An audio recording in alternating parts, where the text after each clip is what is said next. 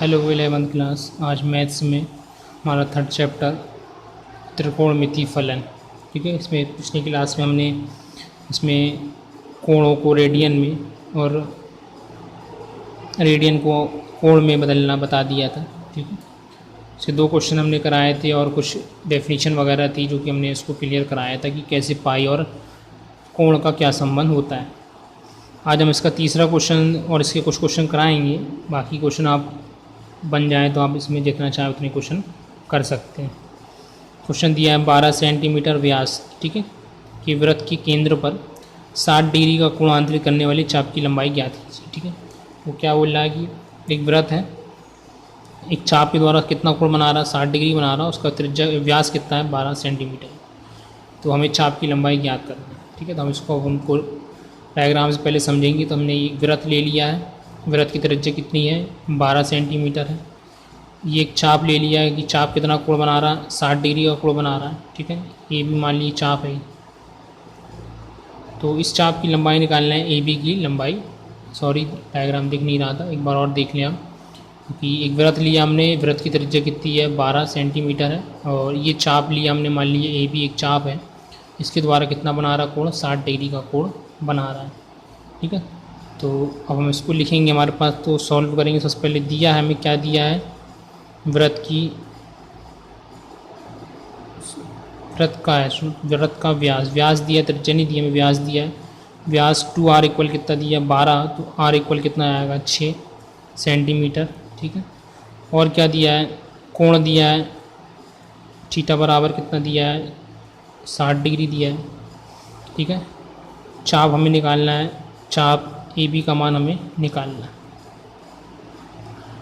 तो फार्मूला में, चूँकि आप इसके पहले पढ़े होंगे कि चाप की लंबाई का फार्मूला क्या होता है, चाप की लंबाई बराबर कितना होता है, 2 पाई आर इंटू थीटा बटा 360।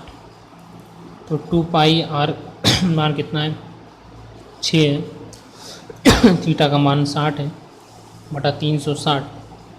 0 से 0 कैंसिल, 6 छंग 36, ये 6 से ये 6 भी कैंसिल हो गया। कितना आ गया तुम्हारा, 2 पाई।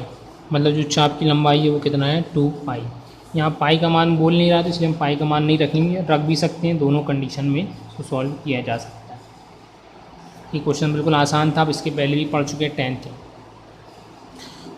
फोर्थ क्वेश्चन पे आते, 15 सेंटीमीटर त्रिज्या की एक वृत्तीय तार को, ठीक है, क्या बोल रहा है कि 15 सेंटीमीटर त्रिज्या की एक वृत्तीय तार को एक काट कर एक 120 सेंटीमीटर त्रिज्या के पहिए की परिधि पर लपेटा जाता है। तार द्वारा पहिए के केंद्र पर आंतरिक कोण ज्ञात कीजिए। ठीक है, क्वेश्चन को अच्छे समझने की कोशिश करेंगे। क्या बोल रहा है कि एक वृत्त है, उसकी त्रिज्या कितनी है, 15 सेंटीमीटर, एक वायर का बना हुआ है, उसको हमने 20 काट के वायर को क्या कर दिया, सीधा कर दिया, और सीधा करने के बाद उसको किसके ऊपर लपेट रहा है, दूसरा वृत्त है, वृत्त का पहिया है, जिसकी त्रिज्या कितनी है, 120 सेंटीमीटर है। तो बोल रहा है कि ये कितने में लपटेगा और कोण कितना आंतरिक कोण बनाएगा। ठीक है, तो इस वाले क्वेश्चन को हम देखते हैं। तो इस क्वेश्चन को समझ ले, पहले डायग्राम से हम इसको समझने की कोशिश करेंगे। समझने के लिए क्या बोल रहा है कि एक वृत्त है हमारे पास, ये वृत्त था, इसकी त्रिज्या कितनी है, 15 सेंटीमीटर थी। ठीक है, इसको हमने सीधा कर दिया, काट के हमने इसको क्या कर दिया, ये सीधा एक वायर बना दिया। अब इस वायर को हमारे पास एक दूसरा पहिया है, उसके ऊपर हम इसको लपेटेंगे। तो उसके ऊपर लपेटेंगे, मान लीजिए कि वही इतने में लपटा और ये वायर छोटा पड़ गया, क्योंकि ये वृत्त छोटा था, ये वृत्त बड़े में लपेट रहे हैं, तो ये वायर क्या इतने में लपटा, मतलब ये चाप तक लपटेगा। तो ये इसके द्वारा कितना कोण आंतरित कर रहा है, इस कोण के बारे, इस कोण को हमें ज्ञात करना है। इसकी त्रिज्या 15 सेंटीमीटर है।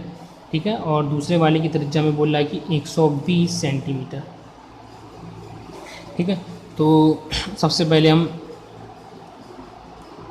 हमें निकालना है चाप की लंबाई। तो फार्मूला में दिया है कि छोटे वाले बात करेंगे, छोटे वृत्त की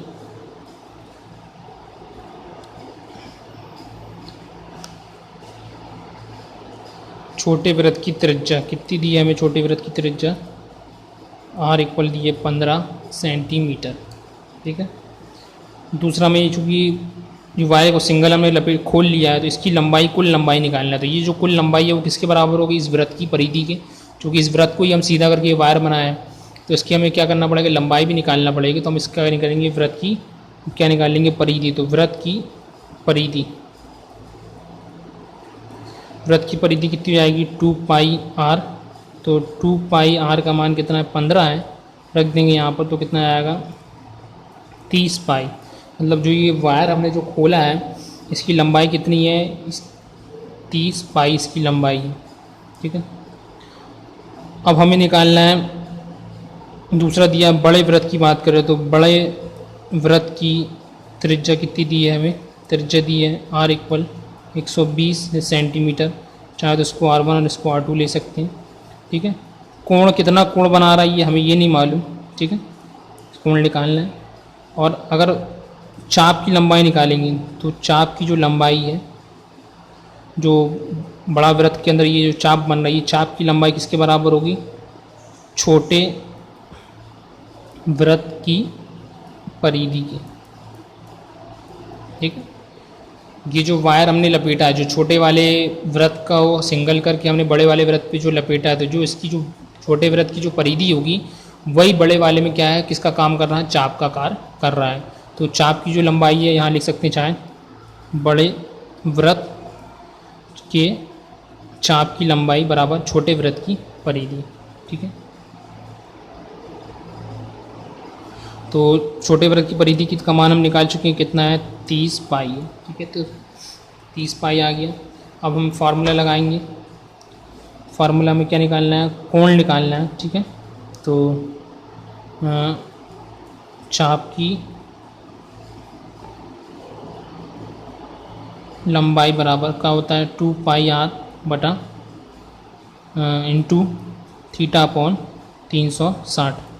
तो जो चाप की लंबाई है वो कितनी है, हम निकाल चुके हैं, वो कितनी है, निकालने में कितना आया, 30 पाई, जो कि पीछे लिख चुके हैं कि जो चाप की लंबाई है वो कितनी है, 30 पाई है, बराबर 2 पाई आर। थीटा का मान हमें नहीं पता है और 360 भी इसको रख दिए। ये पाई से दोनों तरफ पाई क्या हो गया, कैंसिल हो गया है। ठीक है, और थीटा का मान निकालना, तो थीटा इक्वल ये 360 यहाँ इंटू करेंगे तो 360 इंटू 30 अपॉन में कितना आएगा 2।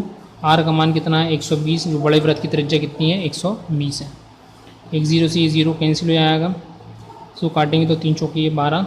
ठीक है, और इसको 2 से 4 से काटेंगे तो 4 नाम 36 और 2 से काटेंगे तो कितना आएगा 45।